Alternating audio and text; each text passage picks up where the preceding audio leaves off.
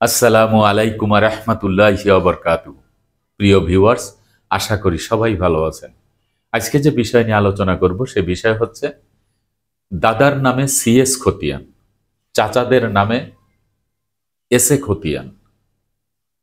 বাবার নামে কোনো খতিয়ান হয়নি, কোনো খতিয়ানে বাবার নাম নেই।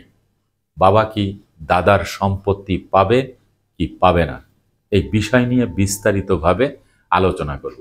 তাই ভিডিও না টেনে সম্পূর্ণ ভিডিও দেখার জন্য অনুরোধ রইল।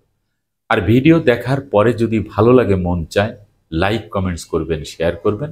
আর আমাদের চ্যানেলটি যদি ভালো লাগে, আমাদের পরিবারের সদস্য হতে চান, চ্যানেলটি সাবস্ক্রাইব করে পাশে থাকা বেল বাটনটি অন করে দিয়ে আমাদের সাথেই থাকুন।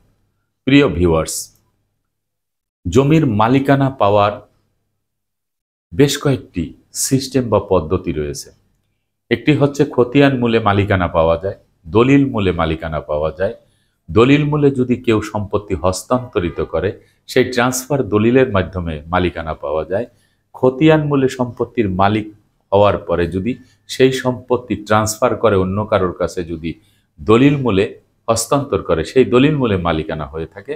হেবা দলিল, দান দলিল, সাব কবলা দলিল, বিভিন্ন উপায়ে কিন্তু মালিকানা পাওয়া যায়। কিন্তু আজকের যে ভিডিও অত্যন্ত গুরুত্বপূর্ণ একটি ভিডিও, সেটি হচ্ছে যে দাদার নামে সিএস খতিয়ান।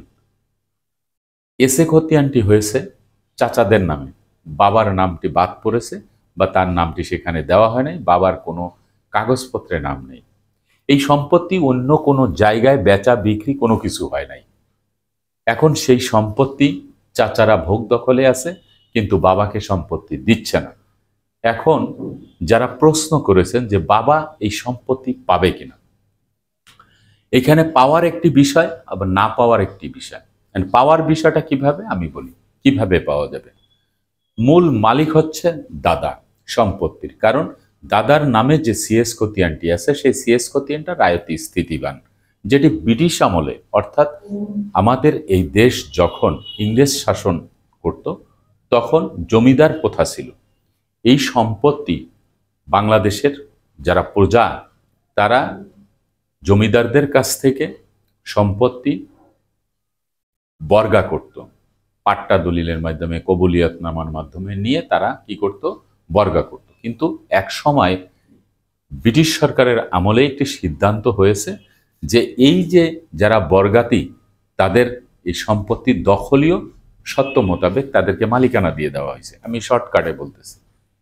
তো এই যে সিএস খতিয়ানের যিনি মালিক, রায়তি স্থিতিবান, তিনি হচ্ছেন দখলীয় সত্ত্বে স্থায়ী মালিক।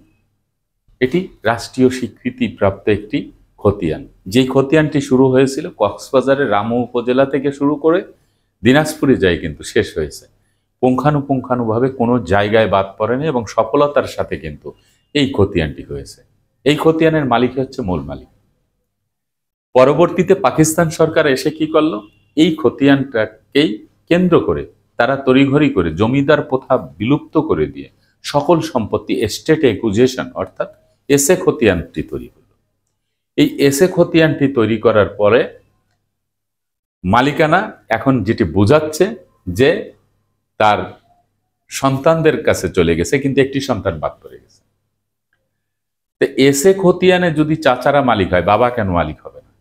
এখন বাবা মালিক না হওয়ার পিছনে একটি কারণ আছে। সেই কারণটি হচ্ছে দাদার যে সম্পত্তি সিএস খতিয়ানের মালিক, দাদা যদি তার জীবদ্দশায় সেই সম্পত্তি বাবাকে বঞ্চিত করে ওই সকল সম্পত্তি যদি তার অন্য সন্তানদের নামে হেবা দলিলের মাধ্যমে, দান দলিলের মাধ্যমে বা সাব কবলা যদি হস্তান্তর করে যায়, সাব রেজিস্টার অফিস কর্তৃক দলিল দিয়ে যায়, তাহলে বাবার নামটি বাদ পড়েছে, দাদা জীবিত থাকা অবস্থায় বাবাকে বঞ্চিত করেছে। এরকম যদি কোনো ঘটনা ঘটে থাকে, সেই ক্ষেত্রে কিন্তু বাবা সম্পত্তি পাবেন না। কারণ দাদা জীবিত থাকা অবস্থায় তার সম্পত্তি ট্রান্সফার করে তার যে সত্ত্ব, সেটা তিনি নিঃসত্ত্ববান হয়ে তিনি মৃত্যুবরণ করেছেন।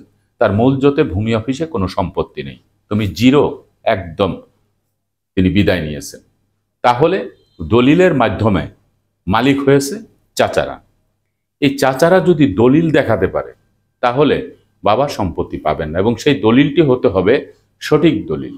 রাষ্ট্রীয় আইন মেনে সাব রেজিস্ট্রার অফিস কর্তৃক সাব রেজিস্ট্রারের বৈধ সিল স্বাক্ষর দিয়ে বালাম বইতে এন্ট্রি আছে এরকম একটি দলিল যদি তারা দেখাতে পারে, বৈধ দলিল, তাহলে বাবা সম্পত্তি পাবেন না, কারণ দাদা নিজেই বাবাকে বঞ্চিত করে দিয়েছেন। আমরা আরো একটি কথা জানি যে যার সম্পত্তি, যিনি সম্পত্তির মালিক, তিনি যদি কাউকে না দিয়ে এই সম্পত্তি সরকারিভাবে ট্রাস্টে দিয়ে যায়, কোনো সরকারি প্রতিষ্ঠানে দান করে যায়, কোনো স্বেচ্ছাসেবী সংগঠনে দান করে যায়, এটা তার ব্যাপার।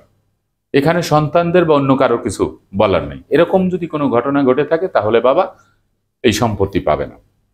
এখন আসা যাক যে সম্পত্তি পাবে কিভাবে। এখন দাদা সিএস খতিয়ান মূলে মালিকানা পেয়ে সেই সম্পত্তি তিনি হস্তান্তর করেন নাই, কোনো সন্তানকে লিখে দিয়ে যান নাই, হেবা দলিল দেন নাই, দান দলিল দেন নাই, বা সাবকবলা দেন নাই, কোনোভাবেই তিনি ট্রান্সফার দলিল সৃষ্টি করেন নাই। তিনি তার মূলজতে সম্পত্তি রেখে তিনি মালিকানা, সম্পূর্ণ মালিকানা তার, এই অবস্থায় তিনি মৃত্যুবরণ করেছেন। পরবর্তীতে যে রেকর্ডটি হয়েছে সেই রেকর্ডটি চাচারা তাদের নামে করে নিয়েছেন, বাবাকে দেন নাই। বাবাকে যে কোনো কারণে বাবাকে সেখান থেকে বঞ্চিত করা হয়েছে, এবং তারপরে যতগুলি খতিয়ানি হোক না কেন বাবা মালিক। কারণ এই জন্য বাবা মালিক, কারণ মূল সম্পত্তি, যে সম্পূর্ণ সম্পত্তির মূল মালিক হচ্ছে দাদা। তাহলে দাদার সম্পত্তি যদি চাচারা পায়, বাবা কেন পাবে না, ফুফু কেন পাবে না? বাবা পাইলেই তো নাতিরা পাবে।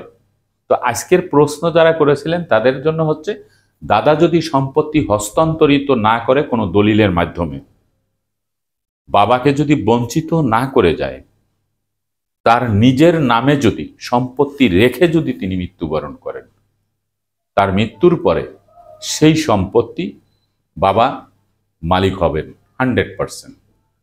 এজন্য করতে হবে কি, যে একজন সিভিল লয়ার দিয়ে দেওয়ানি আদালত অর্থাৎ সিভিল কোর্টে আপনাদেরকে একটি বাটোয়ারা মামলা দিতে হবে। বেশি কোনো মামলা দেওয়ার প্রয়োজন নেই। এই বাটোয়ারা মামলাটি দিলেই আপনি কিন্তু এই সম্পত্তি আপনারা ফিরে পাবেন। অনেকে রেকর্ড সংশোধনের মামলা দেন, এই সংশোধন সেই সংশোধন। আমি সহজ ভাষায় বলতে চাই যে আপনারা একটা বাটোয়ারা মামলা দিলে এই সম্পত্তি আদালত কর্তৃক হিস্সা মোতাবেক ফারাইজ করে আপনাদের সম্পত্তিটি দিবে। কারণ একজন অ্যাডভোকেট সাহেব যখন এই সম্পত্তিটি আপনাদের মামলা করবেন, আর্জিটা লিখবেন, তখন কিন্তু অ্যাডভোকেট সাহেব সরাসরি হিস্সা মোতাবেক সম্পত্তি ভাগ করে তারপরে কিন্তু তিনি মামলাটি করবেন। এখানে আরো একটি বিষয় হচ্ছে যে আপনাকে ওয়ারিশ কায়েম সনদটি কিন্তু সংগ্রহ করতে হবে ইউনিয়ন পরিষদের চেয়ারম্যানের কাছ থেকে। প্রমাণ করাইতে হবে যে আপনার বাবা দাদার সন্তান, এই জিনিসটা প্রমাণ করাইতে হবে। আর একটা জিনিস প্রমাণ করাইতে হবে যে দাদার নামে সম্পত্তি আছে। এই দুটি জিনিস প্রমাণ করাইলে আপনি সম্পত্তি পাবেন। তো দাদার যে সম্পত্তি আছে সেটি প্রমাণ করাইতে হলে দাদার সম্পত্তির কাগজপত্র 100% উত্তোলন করতে হবে, সংগ্রহ করতে হবে, করে একটি ওয়ারিশ কায়েম সনদ নিয়ে তারপরে আপনারা যে বাটোয়ারা মামলা দিলে আশা করি এই সম্পত্তি পাবেন, এবং এই সম্পত্তি 100% পাবেন। দাদার নামে সিএস খতিয়ান আছে বিদায়ী পাবেন।